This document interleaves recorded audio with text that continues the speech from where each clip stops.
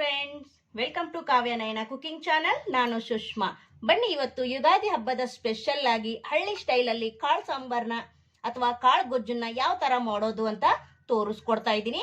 ಯುಗಾದಿ ಹಬ್ಬದ ಒಂದು ಅಡಿಗೆ ಅಂತಾನೆ ಹೇಳ್ಬೋದು. ಕಾಳು ಗೊಜ್ಜಿಲ್ಲ ಅಂದ್ರೆ ನಮ್ ಯುಗಾದಿ ಹಬ್ಬದ ಅಡಿಗೆ ಕಂಪ್ಲೀಟ್ ಆಗಲ್ಲ ಅನ್ಕೊಂತೀನಿ. ಹಾಗಾಗಿ ಇಲ್ಲಿ ನಾನಿವತ್ತು ಹಳ್ಳಿ ಸ್ಟೈಲ್ ಅಲ್ಲಿ ಕಾಳು ಗೊಜ್ಜನ್ನ ಯಾವ ತರ ಮಾಡೋದು ಅಂತ ತೋರಿಸ್ಕೊಡ್ತಾ ಇದ್ದೀನಿ. ನಿಮ್ಗೆ ಯಾವ್ದು ಕಾಳು ಬೇಕೋ, ನಿಮ್ಮ ಮನೇಲಿ ಯಾವ್ದು ಕಾಳು ಇದೆಯೋ ಆ ಕಾಳನ್ನ ನೀವಿಲ್ಲಿ ರಾತ್ರಿ ಇಡೀ ನೆನೆಸ್ಕೋಬಹುದು. ನಾನಿಲ್ಲಿ ಕಡಲೆಕಾಳು ಹಾಗೆ ಬಟಾಣಿನ ರಾತ್ರಿ ಇಡೀ ನೆನೆಸ್ಕೊಂಡಿದ್ದೀನಿ, ಒಂದು ಅರ್ಧ ಕಪ್ ಅಷ್ಟು. ಇವಾಗ ಇದನ್ನ ಕುಕ್ಕರ್ಗೆ ಹಾಕಿ ಯಾವ ತರ ಮಾಡೋದು ಅಂತ ತೋರಿಸ್ಕೊಡ್ತೀನಿ. ಬನ್ನಿ ಫ್ರೆಂಡ್ಸ್. ಈಗ ನೋಡಿ, ಒಲೆ ಮೇಲೆ ಕುಕ್ಕರ್ನ ಇಟ್ಕೊಂಡಿದ್ದೀನಿ. ಹಾಗೆ ಇಲ್ಲಿ ಕಾಳನ್ನ ಇಲ್ಲಿ ಸೇರಿಸ್ಕೊತಾ ಇದ್ದೀನಿ. ಕಾಳು ಮುಳುಗುವಷ್ಟು ನೀರನ್ನ ಹಾಕೋಬೇಕು. ನೋಡಿ, ನಾನು 1 ಗ್ಲಾಸ್ ಅಷ್ಟು ಹಾಕಿದ್ದೆ. ಇವಾಗ ಇನ್ನೊಂದು ಗ್ಲಾಸ್ ಅಷ್ಟು, ಒಂದು ಅರ್ಧ ಗ್ಲಾಸ್ ಅಷ್ಟು ಹಾಕೊಂಡಿದ್ದೀನಿ ಅಷ್ಟೇ. ಸ್ವಲ್ಪ 1/4 ಗ್ಲಾಸ್ ಉಳಿಸ್ಕೊಂಡಿದ್ದೀನಿ. ಅಂದ್ರೆ ಕಾಳು ಮುಳುಗುವಷ್ಟು ನೀರು ಹಾಕಿದ್ರೆ ಸಾಕಾಗುತ್ತೆ. ಹಾಗೆ ಇಲ್ಲಿ 1 ಟೊಮೊಟೊನ ಹಾಕೋತಾ ಇದ್ದೀನಿ. ಹಾಗೆ ಇಲ್ಲಿ ರುಚಿಗೆ ಉಪ್ಪನ್ನ ಸೇರಿಸ್ತಾ ಇದ್ದೀನಿ. ಹಾಗೆ 1 ಟೇಬಲ್ ಸ್ಪೂನ್ ಅಷ್ಟು ಎಣ್ಣೆನ ಸೇರಿಸ್ಕೊಳ್ಳೋಣ. ನೋಡಿ, ಈಗ ಕುಕ್ಕರ್ ಮುಚ್ಚಳ ಮುಚ್ಚಿ ನಾನು 2 ವಿಸಿಲ್ನ ಕೂಗಿಸ್ಕೊಂಡು ಬರ್ತೀನಿ. 2 ವಿಸಿಲ್ ಆದ್ಮೇಲೆ ನಿಮ್ಗೆ ತೋರಿಸ್ಕೊಡ್ತೀನಿ. ಈಗ ನೋಡಿ, ಒಂದು ಚಿಕ್ಕದು ಮಸಾಲೆನ ಮಾಡ್ಕೊಳ್ಳೋಣ. ಹಾಗೆ ಇಲ್ಲಿ ಒಲೆ ಮೇಲೆ ಒಂದು ಚಿಕ್ಕದು ಬಾಳಿಗೆನ ಇಟ್ಕೊಂಡಿದ್ದೀನಿ. ಈಗ 1-2 ಟೇಬಲ್ ಸ್ಪೂನ್ ಅಷ್ಟು ಎಣ್ಣೆನ ಹಾಕೊಳ್ಳೋಣ. ಎಣ್ಣೆ ಕೂಡ ಚೆನ್ನಾಗಿ ಬಿಸಿಯಾಗಿದೆ. ಒಂದು 5 ಕಾಳು ಆಗುವಷ್ಟು ನಾನು ಕಾಳು ಮೆಣಸನ್ನ ಹಾಕೊಂತೀನಿ. ಹಾಗೆ 1-2 ಚಕ್ಕೆ, 1-2 ಲವಂಗನ ಹಾಕೊಂತೀನಿ. ಹಾಗೆ 1-2 ಹಸಿಮೆಣಸಿನಕಾಯಿ ಹಾಕೋತಾ ಇದ್ದೀನಿ. ಹಾಗೆ ಇಲ್ಲಿ 1 ಗೆಡ್ಡೆ ಬೆಳ್ಳುಳ್ಳಿನ ಹಾಕೋತಾ ಇದ್ದೀನಿ. ಒಂದು ಅರ್ಧ ಇಂಚಷ್ಟು ಶುಂಠಿನ ಹಾಕೊಂಡಿದ್ದೀನಿ. ಹಾಗೆ ಇಲ್ಲಿ 1 ಈರುಳ್ಳಿನ ಹಾಕೋತಾ ಇದ್ದೀನಿ. ಈಗ ಚೆನ್ನಾಗಿ ಇಲ್ಲಿ ಫ್ರೈ ಮಾಡ್ಕೊಳ್ಳೋಣ. ಹೊಸಬರು ಯಾರಾದ್ರೂ ನಮ್ಮ ಚಾನಲ್ ನೋಡ್ತಾ ಇದ್ರೆ ಪ್ಲೀಸ್ ಸಬ್ಸ್ಕ್ರೈಬ್ ಮಾಡ್ಕೊಂಡು ನೋಡಿ. ವಿಡಿಯೋನ ಎಲ್ಲೂ ಕೂಡ ಸ್ಕಿಪ್ ಮಾಡಬೇಡಿ, ಪೂರ್ತಿಯಾಗಿ ವಿಡಿಯೋ ನೋಡಿ ಸಪೋರ್ಟ್ ಮಾಡಿ ಫ್ರೆಂಡ್ಸ್. ಯುಗಾದಿ ಹಬ್ಬದ ವಿಶೇಷವಾಗಿ ನಾನು ಹಳ್ಳಿ ಸ್ಟೈಲಿಯಲ್ಲಿ ಕಾಳು ಗೊಜ್ಜು ಯಾವ ತರ ಮಾಡೋದು ಅಂತ ತೋರಿಸ್ಕೊಡ್ತಾ ಇದ್ದೀನಿ. ತುಂಬಾ ಸಿಂಪಲ್ ಆಗಿ ಮಾಡ್ಕೋಬಹುದು. ಕಡಿಮೆ ಸಾಮಗ್ರಿಗಳನ್ನ ಬಳಸಿ ಸಿಂಪಲ್ ಆಗಿ ಯಾವ ತರ ಮಾಡೋದು ಅಂತ ತೋರಿಸ್ಕೊಡ್ತಾ ಇದ್ದೀನಿ. ನಿಮಗೂ ಕೂಡ ಇಷ್ಟ ಆಗುತ್ತೆ, ನೀವು ಕೂಡ ಫ್ರೈ ಮಾಡಿ ನೋಡಿ ಫ್ರೆಂಡ್ಸ್. ನೋಡಿ, ಇವಾಗ ಚೆನ್ನಾಗಿ ಫ್ರೈ ಆಗಿದೆ. ಹಾಗೆ ಇಲ್ಲಿ 1 ಟೊಮೊಟೊನ ಹಾಕೋತಾ ಇದ್ದೀನಿ. ಅದು ಕೂಡ ಚೆನ್ನಾಗಿ ಫ್ರೈ ಮಾಡ್ಕೊಳ್ಳೋಣ. 1-2 ಸೆಕೆಂಡ್ ಫ್ರೈ ಮಾಡ್ಕೊಂಡ್ರೆ ಸಾಕು. ಎಣ್ಣೆಯಲ್ಲಿ ಫ್ರೈ ಮಾಡಿ ಮಸಾಲೆ ರುಬ್ಬಿ ಮಾಡೋದ್ರಿಂದ ಸಾಂಬಾರಾಗ್ಲಿ ಗೊಜ್ಜಾಗ್ಲಿ ತುಂಬಾ ರುಚಿ ಕೊಡುತ್ತೆ. ಅದಕ್ಕೋಸ್ಕರ ಆದಷ್ಟು ಫ್ರೈ ಮಾಡಿನೇ ಮಾಡಬೇಕಾಗುತ್ತೆ. ನೋಡಿ, ಇವಾಗ ಚೆನ್ನಾಗಿ ಫ್ರೈ ಮಾಡ್ಕೊತೀನಿ. ನೋಡಿ, ಚೆನ್ನಾಗಿ ಟೊಮೊಟೊ ಕೂಡ ಫ್ರೈ ಆಗಿದೆ. ಈಗ ನಾನು ಸ್ವಲ್ಪ ಪುದೀನ ಎಲೆಗಳನ್ನ ಹಾಕೋತಾ ಇದ್ದೀನಿ. ಹಾಗೆ ಇಲ್ಲಿ ಸ್ವಲ್ಪ ಕೊತ್ತಂಬರಿ ಸೊಪ್ಪನ್ನು ಕೂಡ ಸೇರಿಸ್ಕೊತಾ ಇದ್ದೀನಿ. ಅದು ಕೂಡ ಚೆನ್ನಾಗಿ ಫ್ರೈ ಮಾಡ್ಕೊಳ್ಳೋಣ.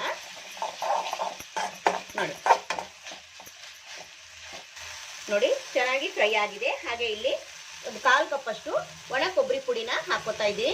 ಹಾಗೆ ಇಲ್ಲಿ 1 ಟೇಬಲ್ ಸ್ಪೂನ್ ಅಷ್ಟು ಸಾಂಬಾರ್ ಪುಡಿನ ಹಾಕೋತಾ ಇದ್ದೀನಿ. ನೀವು ಸಾಂಬಾರ್ ಎಷ್ಟು ಮಾಡ್ತಾ ಇದ್ದೀರಾ ನೋಡ್ಕೊಂಡು ಹಾಕೊಳ್ಳಿ.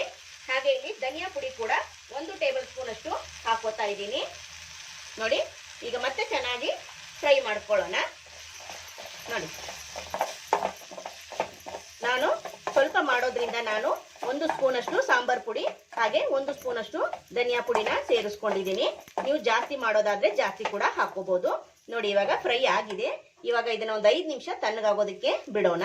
ಮಸಾಲೆ ತಣ್ಣಗಾದ್ಮೇಲೆ ಮಿಕ್ಸಿ ಜಾರಿಗೆ ಹಾಕೊಂಡಿದ್ದೀನಿ. ನೋಡಿ, ಹಾಗೆ ಇಲ್ಲಿ ಕಾಳು ಸ್ವಲ್ಪ ಹಾಗೆ 1 ಟೊಮೊಟೊನ ಬೇಯಿಸ್ಕೊಂಡಿದ್ನಲ್ಲ ಕುಕ್ಕರ್ಗೆ ಹಾಕಿ ಅದನ್ನು ಕೂಡ ಹಾಕೋತಾ ಇದ್ದೀನಿ.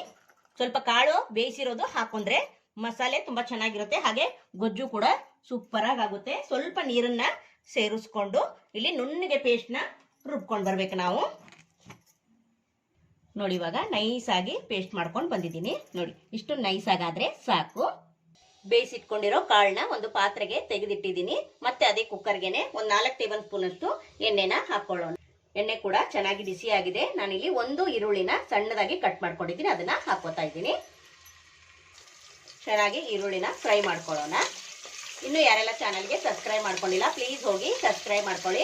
ಬೆಲ್ ಐಕನ್ನ ಪ್ರೆಸ್ ಮಾಡಿ ಆಲ್ ಅನ್ನೋ ನೋಟಿಫಿಕೇಶನ್ ಸೆಲೆಕ್ಟ್ ಮಾಡ್ಕೊಂಡ್ರೆ ನಾವು ಹಾಕೋ ವಿಡಿಯೋ ಎಲ್ಲ ಮೊದಲು ನಿಮಗೆ ಬರ್ತದೆ ಫ್ರೆಂಡ್ಸ್. ಆಗ ಎಲ್ರಿಗಿಂತ ಮುಂಚೆ ನೀವೇ ನೋಡಬಹುದು. ನಮ್ಮ ವಿಡಿಯೋಗಳು ನಿಮ್ಗೆ ಏನಾದರೂ ಯೂಸ್ಫುಲ್ ಅನ್ಸಿದ್ರೆ ನಿಮ್ಮ ಫ್ಯಾಮಿಲಿ ಫ್ರೆಂಡ್ಸ್ಗೆಲ್ಲ ಶೇರ್ ಮಾಡಿ. ಆದಷ್ಟು ನಾನು ಸಿಂಪಲ್ ಆಗಿನೇ ಮಾಡಿ ತೋರಿಸ್ತಾ ಇರ್ತೀನಿ ಫ್ರೆಂಡ್ಸ್. ನೋಡಿ, ಇವಾಗ ಈರುಳ್ಳಿ ಸ್ವಲ್ಪ ಕಲರ್ ಚೇಂಜ್ ಆಗಬೇಕು, ಅಲ್ಲಿವರೆಗೂ ಫ್ರೈ ಮಾಡ್ಕೊಳ್ಳೋಣ. ನೋಡಿ, ಈರುಳ್ಳಿ ಸ್ವಲ್ಪ ಕಲರ್ ಚೇಂಜ್ ಆಗಿದೆ. ಇಷ್ಟಾದ್ರೆ ಸಾಕು. ಇವಾಗ ನಾನು 1 ಕ್ಯಾಪ್ಸಿಕಮ್ನ ಕಟ್ ಮಾಡಿ ಹಾಕೋತಾ ಇದ್ದೀನಿ.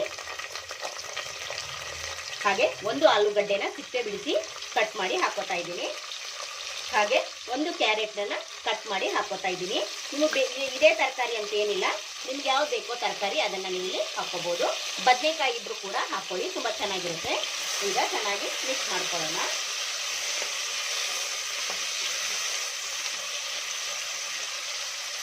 ಹಾಗೆ ಇಲ್ಲಿ ಅವಾಗಲೇ ರುಬ್ಕೊಂಡು ಬಂದ್ವಲ್ಲ ಆ ಮಸಾಲೆನ ಇವಾಗ ಸೇರಿಸ್ತಾ ಇದ್ದೀನಿ.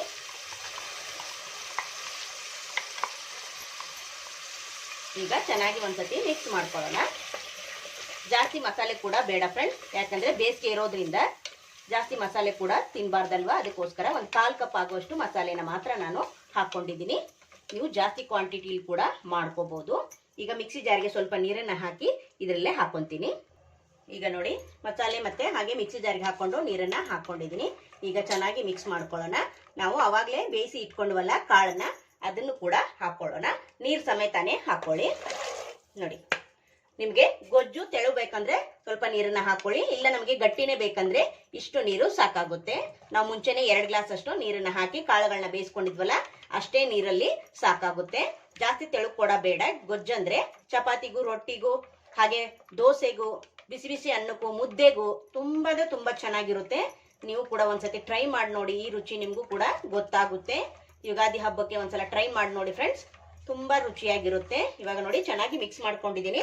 ಹಾಗೆ ಇಲ್ಲಿ ಅರ್ಧ ಟೇಬಲ್ ಸ್ಪೂನ್ ಅಷ್ಟು ಅರಿಶಿನ ಪುಡಿನ ಹಾಕೋತಾ ಇದ್ದೀನಿ. ನಿಮಗೆ ನೀರು ಏನಾದರೂ ಬೇಕಂದ್ರೆ ಬಿಸಿ ಮಾಡಿ ಹಾಕೊಳ್ಳಿ, ತಣ್ಣೀರನ್ನೇ ಹಾಕೊಳಕ್ ಹೋಗ್ಬೇಡಿ. ಇವಾಗ ನೋಡಿ ಚೆನ್ನಾಗಿ ಮಿಕ್ಸ್